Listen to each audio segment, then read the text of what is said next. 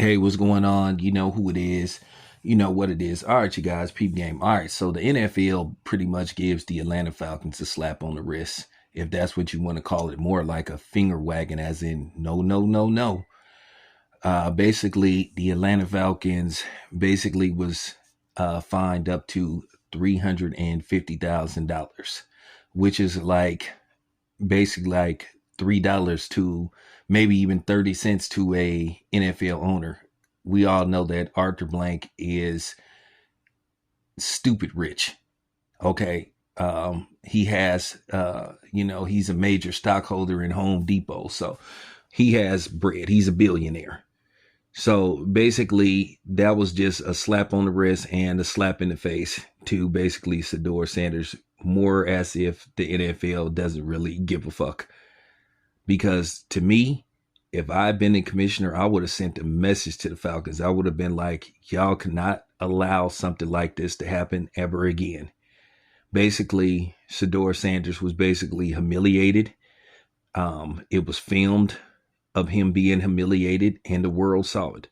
The Atlanta Falcons should have been fined at least $1 million, and they should have, or maybe even $2 million, and they should have lost draft picks for next year, at least two. They should have lost possibly a second or a third round draft pick. And to me, the coach, the defensive coordinator, he should have been suspended for at least 4 games. But no, they gave them a pass.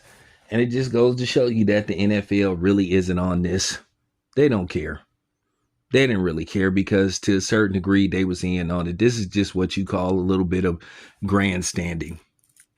Fake pandering.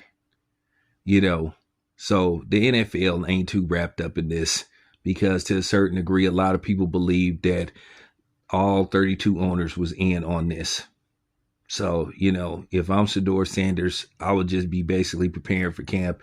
I would just stay out of the media. I wouldn't talk on social media because you could make it worse. I would just be quiet until you get called to go to camp and leave it at that. You make the roster, just be silent until you make the final roster.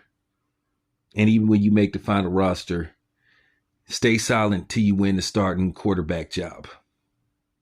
Okay? Then you could talk a little bit. I just wouldn't even address the media. I would address the media as little as possible. Just really ain't nothing to talk about. I wouldn't give them no headlines. I wouldn't give them no stories. Just be quiet. That's the best advice that anybody can offer you. Just don't say nothing. So there you have it. This your boy Town. I'm out.